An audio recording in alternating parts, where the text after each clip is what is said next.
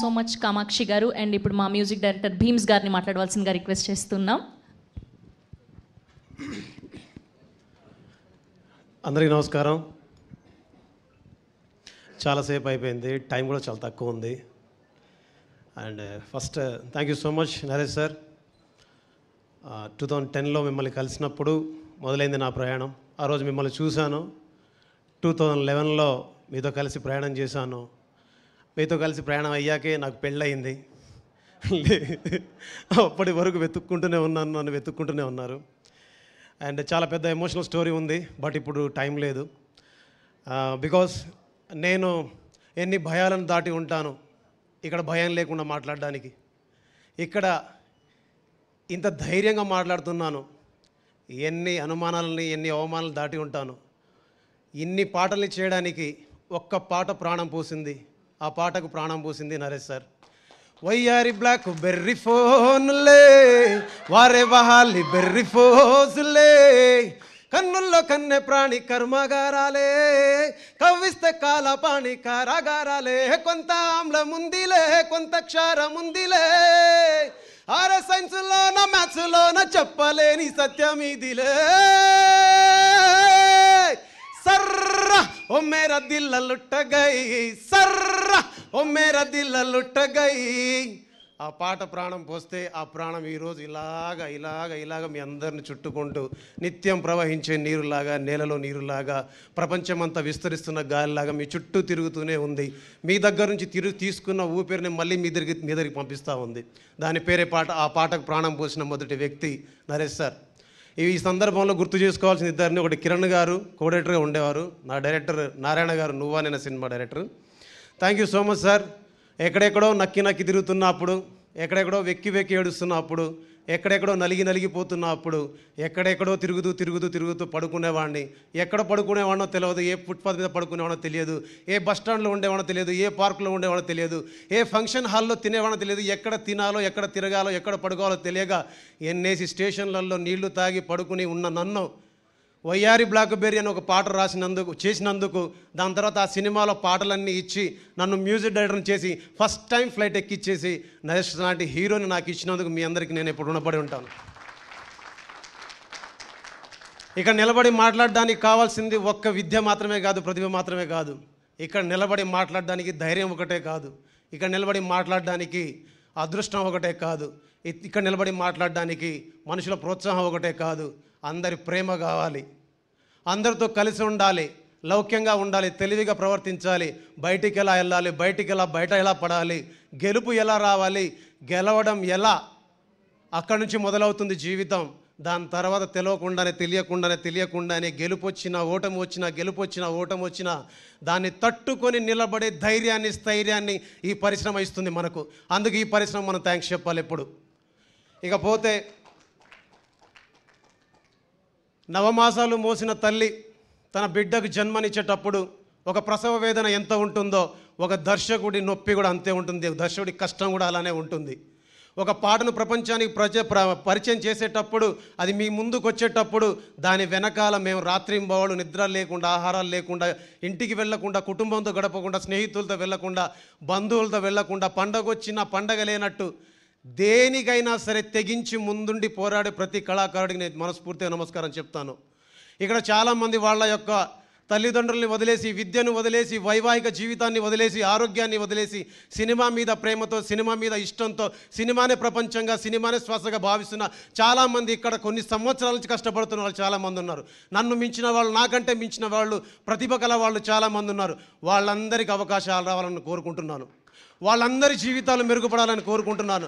వాళ్ళందరూ ఇక్కడ కష్టపడి పనిచేస్తున్నందుకు వాళ్ళ తల్లిదండ్రుల ముందు వాళ్ళు సగర్వంగా నిలబడేలాగా పరిశ్రమలో ప్రతి ఒక్కరికి అవకాశాలు, ప్రతి ఒక్కరికి అదృష్టాలు అన్నీ తెలిసి రావాలని మనస్ఫూర్తిగా కోరుకుంటున్నాను. ఎందుకంటే పై సొగసులు కళ్ళ సుమా, లోపలిదంతా డొల్ల సుమా, నిజం తెలియమని నేనంటాను లేదా కొంపే గుల్ల సుమా. దాశరథి గారు రాసిన కవిత్వాన్ని పాఠ్యపుస్తకాల్లో చదువుకుని వచ్చిన వాడిని. బట్టల్లో లేదు, ఒంటి మీద గాయాల్లో ఉంటుంది. ఈ బట్టల్ని చూసి మనం అనుకుంటాం పైన భలే ఉన్నాడు, బాగున్నాడు, అందంగా ఉన్నాడు. కానీ అందులో లేదు. ఒంటి మీద గాయాలు ఎన్ని ఉంటాయో ఈ సినిమాల్లో పనిచేసే వాళ్ళని చూస్తే, వాళ్ళని కలిస్తే, వాళ్ళని పలకరిస్తే ఒక పాటలాగా, ఒక మాటలాగా, ఒక కలర్ లాగా, ఒక డిఐ లాగా, ఒక ఏఐ లాగా మీకు అందులో వాళ్ళ కష్టం కనిపిస్తుంది. అందుకే ఎవరిని చూసినా తక్కువ చేసి మాట్లాడకండి, ఎవరిని చేసినా తక్కువ చూపు చూడకండి. వాళ్ళు ప్రతిరోజు ప్రతి నిమిషం కళలు కంటూ కళల్ని నిర్మించుకుంటూ కళల సాకారం కోసం కష్టపడతారు. కాబట్టి వాళ్ళు ఖచ్చితంగా వాళ్ళని గౌరవించాలని మనస్ఫూర్తిగా కోరుకుంటున్నాను. ఇకపోతే నా 12 రైల్వే కాలనీ ఈ సినిమా చేయడానికి నేను ఫస్ట్ సినిమా చేసినప్పుడు నా మీద చాలామందికి ఒక సందేహం ఉంటుంది. భీమ్స్ అంటే చిన్న ఫోక్ సాంగ్ చేస్తాడు, డీజే పాటలు చేస్తాడు, మాస్ పాటలు చేస్తాడు, దరువు పాటలు చేస్తాడు, డప్పు పాటలు చేస్తాడని. ఆ డప్పు పాటల్ని, దరువు పాటల్ని రావాలంటే అది ప్రజల నుంచి రావాలి, ప్రజల మధ్య నుంచి రావాలి. నేను ప్రజల నుంచి వచ్చినా కాబట్టి ప్రజల పాటనే ప్రజలకు చేరవేయడానికి ప్రయత్నం చేస్తున్నాను. అది డప్పు పాట కాదు, దరువు పాట కాదు, ఫోక్ పాట కాదు, అది ప్రజల పాట. అది ప్రజల నుంచి పుట్టిన పాట, ప్రజలకే ఇస్తున్న తిరిగి. ఇకపోతే ఈ సినిమాకి సంబంధించి ఇందులో గింగిరగిర కావచ్చు, కన్నొదిలి కావచ్చు, గుండెగుడిలో కావచ్చు, ఈ 3 పాటలు నా దగ్గర వచ్చాయంటే దానికి మొదటి కారణం నాని అన్న అండ్ అనిల్ కుమార్ గారు, చిట్టూరి శ్రీనివాసరావు గారు, అల్లరి నరేష్ గారు. బికాజ్ ఈ సినిమాలో ఇప్పటిదాకా మీరు వినని, నా దగ్గర నుంచి రాని ఒక కొత్త రకం పాటల్ని ఈరోజు మీరు విన్నారు. రెండోది, ఈ సినిమా చేయడానికి మ్యూజిక్ డైరెక్టర్గా నేను పనిచేయడానికి చాలామందికి ఈ సినిమాకి భీమ్స్ కరెక్టా కాదా అనే లక్ష సందేహాలు ఉంటాయి. ఆ లక్ష సందేహాలను తీర్చడానికి నన్ను నమ్మి ఈ సినిమా ఇచ్చినందుకు, ఈ సినిమా చేసే అవకాశం వచ్చినందుకు నేను మనస్ఫూర్తిగా నా టీంకి థ్యాంక్స్ చెప్తాను. అండ్ వన్ మోర్ థింగ్, ఈ సినిమాలో మీరు సినిమా చూస్తున్నప్పుడు మీకు ఫస్ట్ నుంచి చివరి వరకు, ఇందాక అనిల్ కుమార్ గారు అన్నట్టు, నాని అన్న అన్నట్టు, ఈ సినిమాలో ఫస్ట్ నుంచి చివరి వరకు ఏం జరగబోతుంది, ఎలా జరగబోతుంది మన ఊహకు అందదు, మన అంచనాలకు అందదు. మనకి ఇప్పటిదాకా చూసిన సినిమాలు వేరు, ఈ సినిమా వేరేలా ఉంటుంది. వేరేలాంటి ట్రీట్మెంట్ ఉంటుంది, వేరేలాంటి స్క్రీన్ ప్లే ఉంటుంది, వేరేలాంటి మ్యూజిక్ ఉంటుంది.